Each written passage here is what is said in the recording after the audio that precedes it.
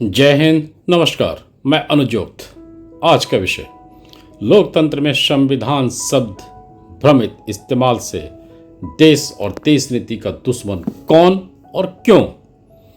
खटाखट टकाटक राजनीति जो हिंदू अस्मिता, संस्कृति, सभ्यता को रौंदना चाह रही, उनके राजनीतिक भविष्य को फटाफट बंद करना ही संविधान सुरक्षा और लोकतंत्र सुरक्षा होगा। देश के बाहरी दुश्मन से ज्यादा खतरा अंदर का खटाखट फटाफट राजनीति बन चुका है। जो देश का नहीं, देश उसका नहीं, ये साफ साफ संदेश देना होगा। 1947 वाली बंटवारा राजनीति को आत्मसात करना होगा, जो आज जातिवाद जनगणना से पुनः देश को तोड़ने का प्रयास कर रही है। दरअसल हिंदू को जातिवाद के गृह युद्ध में फंसाकर एक और खालिस्तान सोच नामक देश को पड़ोसी बनाने का मनसा दिखा रही है। लोकसभा और विधानसभा के कई सीट खालिस्तान सोच मानसिकता से घिर चुके हैं। इस पर देशव्यापी चर्चा को छुपाया जा रहा है खटाखट टकाटक राजनीतिक दलों द्वारा। अतः राजनीति का विश्लेषण करिए, वैसे को वोट देना खुद के लिए कुल्हाड़ी मारना साबित हो रहा है। मेरे इस चैनल को लाइक, सब्सक्राइब, शेयर करना न भूलें, क्योंकि इस चैनल में ऐसी कई बातें हैं जो अन्य किसी जगह नहीं मिलेगी और ये आपको देश नीति से जोड़ेगा अगर आप इसे ध्यान से सुनेंगे और आत्मसात करने का कोशिश करेंगे। देश की मिट्टी से जब हुनर मुताबिक कार्य है, देश के छतरी का सुरक्षा है, तो देश नीति विरोधी राजनीति को वोट क्यों दिया जाता है। एक विचार सोचिए, देश के मिट्टी का कर्ज कैसे उतरेगा। मिट्टी का कर्ज उतारने के लिए देश नीति के मामले पर सच का साथ आप देंगे या पीढ़ी को कर्जदार गुलाम बनाए रखने के लिए स्वार्थी काम करेंगे। स्वार्थी राजनीतिक दलों को आप पालेंगे पोसेंगे। ये हर दल के सेकेंड लाइन नेता, उनके परिवार, कार्यकर्ता परिवार पर भी लागू होता है। अतः ये बात सोचना उनको भी जरूरी है। राज्य के क्षेत्रीय दल और राज्य के मुख्यमंत्री, यानी हर राज्य के मुख्यमंत्री के कार्य का भी विश्लेषण करना होगा, चाहे आप किसी भी राज्य में रहते हो, क्योंकि हर राज्य देश से जुड़ा हुआ है। क्षणिक स्वार्थ के लिए खुद के अस्तित्व, बच्चों के भविष्य, अर्जित संपत्ति, महिलाओं के अस्मिता को बर्बाद मत करिए। किस राज्य के मुख्यमंत्री का काम देश नीति के लिए है और किस का काम स्वार्थ नीति और परिवारवाद के लिए है, ये सोचना पूरे देश के नागरिक का कर्तव्य होना चाहिए। इसका विश्लेषण करिए, यही संविधान और लोकतंत्र के दुश्मन का पता बताएगा। स्वार्थी राजनीतिक दलों के निजी जीवन में कार्यरत सफाई कर्मी, ड्राइवर, गार्डनर, गार्ड, मालिश करने वाले का विश्लेषण करिए और फिर समाज में स्वार्थी राजनीति द्वारा बोले जा रहे 20 तथ्यों का विश्लेषण करिए। लोकतंत्र में संविधान के दुश्मन का चेहरा बिल्कुल साफ साफ सामने से दिखेगा। एक फैक्ट जो समझना होगा, देश में असली राष्ट्रीय दल के रूप में भाजपा कांग्रेस को भी जानना होगा। दोनों के कार्यप्रणाली को देश नीति के कसौटी पर विश्लेषण करना होगा। क्षेत्रीय दल को भी जानना होगा, जैसे समाजवादी दल, राष्ट्रीय जनता दल, तृणमूल कांग्रेस, जनता दल, झारखंड मुक्ति मोर्चा, आम आदमी दल, डीएमके, एआईएडीएमके, वामपंथी दल और भी कई अन्य क्षेत्रीय दल। इनको भी जानिए और कार्यप्रणाली का विश्लेषण करिए। लोकतंत्र में संविधान के दुश्मन साफ साफ दिखेंगे। ध्यान देने योग्य बात, मूलतः भाजपा और कांग्रेस को छोड़कर उपरोक्त में से किसी का प्रभाव देशव्यापी नहीं। कहने के लिए राष्ट्रीय दल का दर्जा कुछ को हासिल है, पर उनका प्रभाव क्षेत्र सीमित राज्य में ही है। सीमित राज्य में प्रभाव का मतलब सिर्फ मूल राज्य की राजनीति ही मकसद, राज्य में घुसपैठ मकसद, वोट बैंक बनाना मकसद, राज्य के नागरिक को जातिवाद में तोड़ते रहना मकसद, राज्य में विकास को बाधित करते रहना मकसद, राज्य को देश के साथ जोड़ना इनका मकसद या इच्छा शक्ति बिल्कुल नहीं, या शायद नहीं के बराबर। दूसरे शब्दों में अघोषित राजतंत्र भी बोला जा सकता है, जैसा अखंड भारत में था। अलग सोच से राज्य की जनता में टूट फूट भ्रम रखना मुख्य कार्यप्रणाली साबित हुआ है।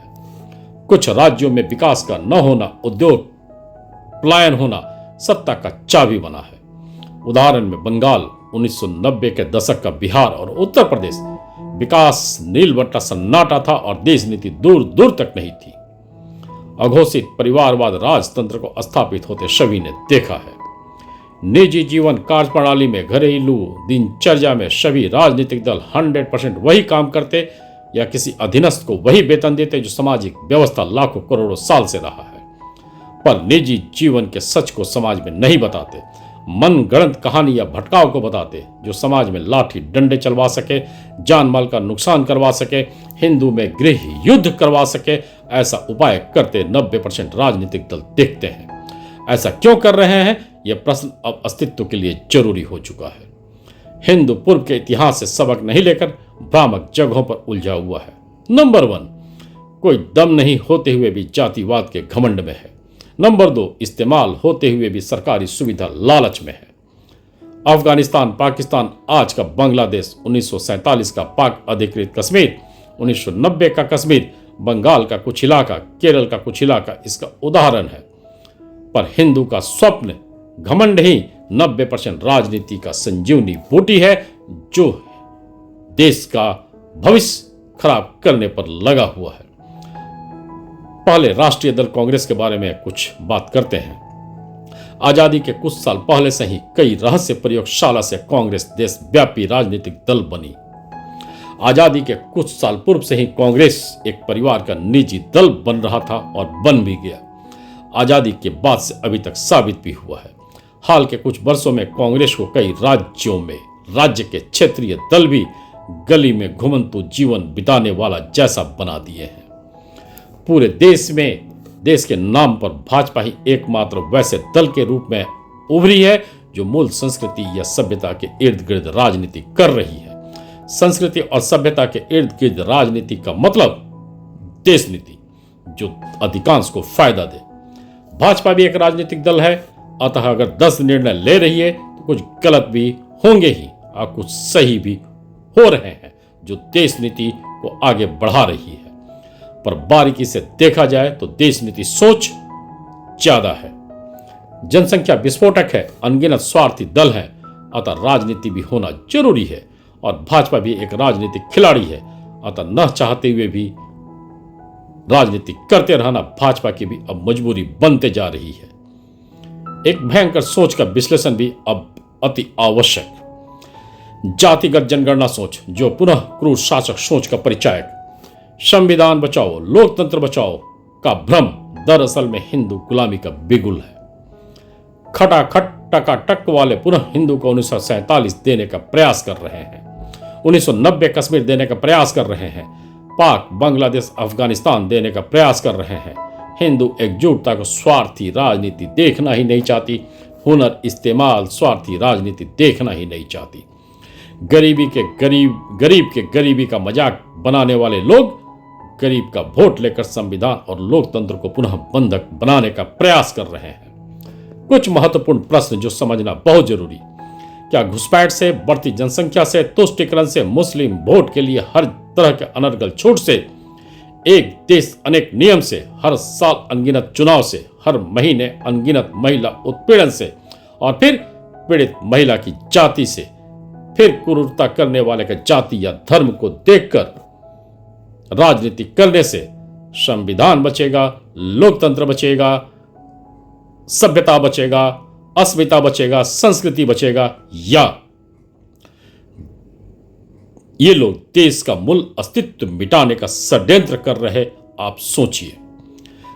देश का मूल अस्तित्व मिटने का मतलब कोई सरकारी सुविधा नहीं, कोई आरक्षण नहीं, कोई सुरक्षा नहीं, कोई संपत्ति सुरक्षा नहीं, कोई पीढ़ी पीढ़ी का भी कोई भविष्य नहीं, कोई हुनर सम्मान नहीं, कोई मुक्त व्यापार नहीं।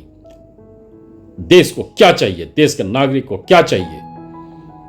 भ्रम फैलाने वाले राजनीतिक दल या देश नीति के लिए कड़े कानून बनाने वाले राजनीतिक दल? वैसे क्षेत्रीय दल जो देश नीति कानून नहीं चाहते, क्या ये आपको चाहिए? मुख्यमंत्रियों पर भी एक छोटा सा विश्लेषण करने का कोशिश। वैसे मुख्यमंत्री या क्षेत्रीय दल आपको चाहिए जिनके लिए घुसपैठ तुष्टिकरण प्रयोगशाला सत्ता प्राप्ति का मार्ग है, या वैसे राष्ट्रीय राजनीतिक दल और कड़े निर्णय लेने वाले उनके मुख्यमंत्री जो राज्य को देश नीति से जोड़ देश को प्रथम मानते हैं। वैसे मुख्यमंत्री जो राष्ट्रीय स्तर पर राष्ट्रवाद सोच को प्राथमिकता देते हैं।